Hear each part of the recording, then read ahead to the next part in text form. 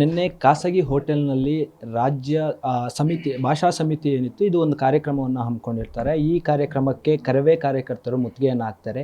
ಈ ವಿಚಾರವಾಗಿ ಹೈಗ್ರೌಂಡ್ ಪೊಲೀಸರು ಅವ್ರನ್ನ ಬಂಧಿಸ್ತಾರೆ. ಈ ವಿಚಾರವಾಗಿ ಅಂದರೆ ಈ ಸಂಬಂಧ ಕರವೆಯ ರಾಜ್ಯಾಧ್ಯಕ್ಷರಾದಂತಹ ನಾರಾಯಣಗೌಡರು ನಮ್ಮ ಜೊತೆ ಇದ್ದಾರೆ. ಅವ್ರನ್ನ ಮಾತಾಡಿಸ್ತಾ ಹೋಗ್ತೀನಿ. ಸರ್, ನಿನ್ನೆ ಏನಾಯಿತು ಖಾಸಗಿ ಹೋಟೆಲ್ನಲ್ಲಿ ಏನಾಯಿತು? ಖಾಸಗಿ ತಾಜ್ ವೆಸ್ಟ್ ಎಂಡ್ ಹೋಟ್ಲಲ್ಲಿ ರಾಜ್ಯ ಭಾಷಾ ಸಮಿತಿ ಆಯೋಗ ಹಿಂದಿಯನ್ನು ಕರ್ನಾಟಕದ ಕೇಂದ್ರ ಸರ್ಕಾರದ ಅಧಿಕಾರಿಗಳು ಹೇಗೆ ಬಳಸಬೇಕು, ಹೇಗೆ ಸಾರ್ವಜನಿಕವಾಗಿ ಅದನ್ನು ಸಾರ್ವಜನಿಕರಿಗೆ ಹಿಂದಿಯನ್ನು ಕಲಿಸಬೇಕು ಅನ್ನೋ ವಿಚಾರವಾಗಿ 3 ದಿನ ವಿಚಾರ ಸಂಕಿರಣ ನಡೀತಾ ಇರುತ್ತೆ. ರಾಜ್ಯ ಭಾಷಾ ಸಮಿತಿಯ ಸದಸ್ಯರು 6 ಜನ ಸಂಸದರು ಅಲ್ಲಿ ಬಂದು ಕೂತ್ಕೊಂಡು ಈ ಕೆಲಸ ಮಾಡ್ತಾ ಇರ್ತಾರೆ. ಎಲ್ಲ ಕರ್ನಾಟಕದ ಸುಮಾರು 17 ಇಲಾಖೆಯ ಅಧಿಕಾರಿಗಳನ್ನು ಕರೆದು ಅವರಿಗೆ ಈ ಥರದ ಒತ್ತಡಗಳನ್ನು ಹಾಕ್ತಾ ಇರ್ತಾರೆ. ನಿಮ್ಮ ಇಲಾಖೆಗಳಲ್ಲಿ ಹಿಂದಿಯನ್ನು ಹೇಗೆ ಬಳಸಬೇಕು, ಸಾರ್ವಜನಿಕರಿಗೆ ಹಿಂದಿಯನ್ನು ಹೇಗೆ ತಲುಪಬೇಕು ಅನ್ನೋದಕ್ಕೋಸ್ಕರ ಹಲವು ಯೋಜನೆಗಳನ್ನು ರೂಪಿಸ್ತಾರೆ. ಅಲ್ಲಿ ಅಧಿಕಾರಿಗಳಿಗೆ ಹೆಚ್ಚು ಇಂಕ್ರಿಮೆಂಟ್ಗಳನ್ನು ಕೊಡುವಂಥದ್ದು, ಅಧಿಕಾರಿಗಳಿಗೆ ಹೆಚ್ಚುವರಿ ಬೋನಸ್ ಕೊಡುವಂಥದ್ದು, ಅಧಿಕಾರಿಗಳಿಗೆ ಚಿನ್ನದ ಪದಕಗಳನ್ನು ಕೊಡುವಂಥದ್ದು, ಈ ಥರದ ಅವರಿಗೆ ಆಸೆ ಆಕಾಂಕ್ಷೆಗಳನ್ನು ತೋರಿಸಿ ಹುನ್ನಾರವನ್ನು ನಡೆಸ್ತಾ ಇರ್ತಾರೆ. ಅದಕ್ಕೋಸ್ಕರ ಈ ಥರದ ಹುನ್ನಾರ ನಡೀತಾ ಇದೆ ಅಂತ ನಮಗೆ ಗೊತ್ತಾಗಿದ್ದು ಕೇಂದ್ರ ಸರ್ಕಾರದ ಕೆಲವು ಕನ್ನಡದ ಅಧಿಕಾರಿಗಳು ನಮ್ಮ ಗಮನಕ್ಕೆ ತರ್ತಾರೆ. ಅಲ್ಲಿ ನಮ್ಮ ಕರವೆಯ ಕಾರ್ಯಕರ್ತರು ಹೋಗಿ ಪ್ರತಿಭಟನೆ ಮಾಡ್ತಾರೆ. ಆ ಪ್ರತಿಭಟನೆ ಮಾಡಿದ ಮೇಲೆ ಅವ್ರ ಮೇಲೆ ಇಲ್ಲೂ ಸಲ್ಲದ ಕೇಸ್ ಹಾಕಿ ಅವ್ರನ್ನೆಲ್ಲರನ್ನೂ ಜೈಲಿಗೆ ಕಳಿಸ್ತಾರೆ.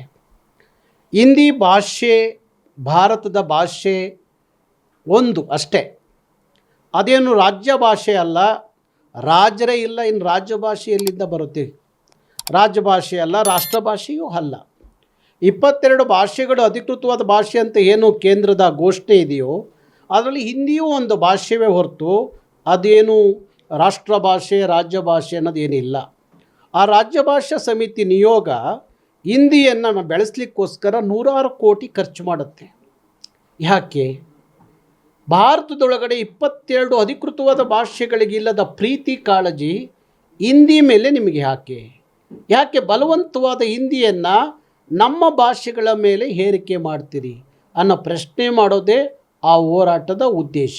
ಸರ್, ನಿನ್ನೆ ಏನು ಖಾಸಗಿ ಹೋಟೆಲ್ಗೆ ಕಾರ್ಯಕರ್ತರೆಲ್ಲ ನುಗ್ಗಿದಾಗ ಅಲ್ಲಿ ಸದಸ್ಯರ ಮೇಲೆ ಹಲ್ಲೆ ಮಾಡಿದ್ದಾರೆ ಮತ್ತು ಹೋಟೆಲ್ ಇದ್ರ ಮೇಲೆ ಹಲ್ಲೆ ಮಾಡಿದ್ದಾರೆ ಅಂತ ಹೇಳಿ ಒಂದು ಆರೋಪವನ್ನು ಮಾಡಿ ಅವ್ರನ್ನ ಬಂಧಿಸಿರುವಂಥದ್ದು.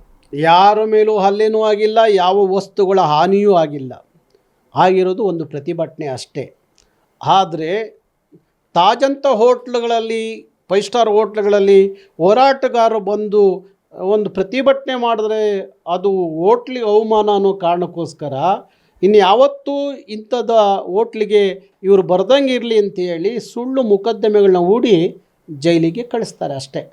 ಸರ್, ಈಗ ಏನು ಗೃಹ ಮಂತ್ರಿಗಳಿದ್ದಾರೆ ಅವರು ಎಲ್ಲ ಅಂದರೆ ಬಾಕಿ ಕೇಸ್ಗಳಿಗೆ ಕಂಪೇರ್ ಮಾಡಿದ್ರೆ ಇದಕ್ಕೆ ಮುತುವರ್ಜಿ ತಗೊಂಡು ಬಂದು ಅಲ್ಲಿ ಸ್ಥಳಕ್ಕೆ ಬಂದು ಒಂದು ಏನಾಗ್ತಿದೆ ಅನ್ನೋ ಒಂದು ನೋಡುವಂಥ ಇದನ್ನು ನಮ್ಮ ಕೆಲಸವನ್ನು ಮಾಡಿರುವಂಥದ್ದು.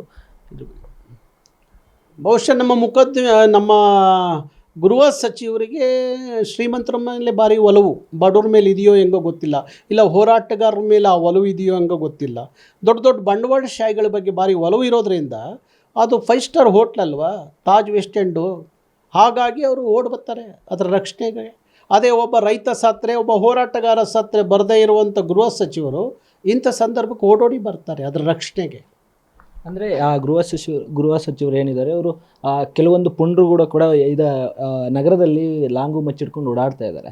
ಆ ಕೇಸ್ ಬಗ್ಗೆ ಗಮನ ಹರಿಸ್ತಾ ಇಲ್ಲ. ಬಟ್ ಕನ್ನಡಿಗರ ಪರವಾಗಿ ಹೋರಾಡೋರು ಕಾರ್ಯಕರ್ತರ ಬಗ್ಗೆ ಗಮನ ಹರಿಸಿ ಅವರಿಗೆ ಮೇಲೆ ಕೇಸ್ ಹಾಕುವಂಥ ಕೆಲಸವನ್ನು ಏನಾದರೂ ಮಾಡ್ತಾ ಇದ್ದಾರೆ.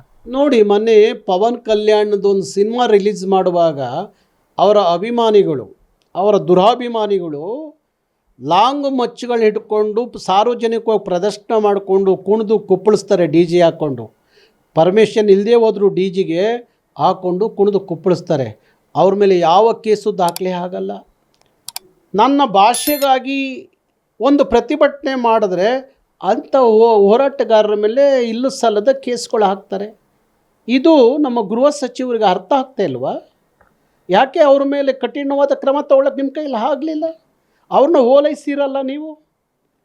ಆದರೆ ಕನ್ನಡದ ಹೋರಾಟಗಾರರು ಬಡಪಾಯಿಗಳು ಅಂತ ಹೇಳಿ ಅವ್ರ ಮೇಲೆ ಇಲ್ಲೂ ಸಲ್ಲದ ಮೊಕದ್ದಮೆ ಹಾಕಿ ಆ ಕನ್ನಡದ ಧ್ವನಿಯನ್ನು ಅಡಗಿಸ್ಬೇಕು ಅನ್ನೋ ತೀರ್ಮಾನ ಯಾಕೆ ನೀವೆಲ್ಲ ಹೈಟೆಕ್ ಸ್ಕೂಲು ಕಾಲೇಜುಗಳು ಮಾಡ್ತಿರಲ್ಲ ಆ ಕಾರಣಕ್ಕೆ ಅನ್ನೋ ಪ್ರಶ್ನೆ ಕನ್ನಡಿಗರಿಗೆ ಕಾಡ್ತಾ ಇದೆ. ಸರ್, ಈ ಒಂದು ಸಂದರ್ಭದಲ್ಲಿ ನಿಮ್ಮ ಮುಂದಿನ ನಡೆ ಏನು ಸರ್? ಅಂದರೆ ಭಾರಿ ದೊಡ್ಡ ಮಟ್ಟಕ್ಕೆ 31 ಜಿಲ್ಲೆಯಲ್ಲೂ ಹೋರಾಟ ಮಾಡಬೇಕು ಅನ್ನೋ ತೀರ್ಮಾನ. ಹಾಗಾಗಿ ನಾಳೆಯಿಂದ 31 ಜಿಲ್ಲೆಯಲ್ಲೂ ಕರವೇ ಹೋರಾಟ ಮಾಡುತ್ತೆ.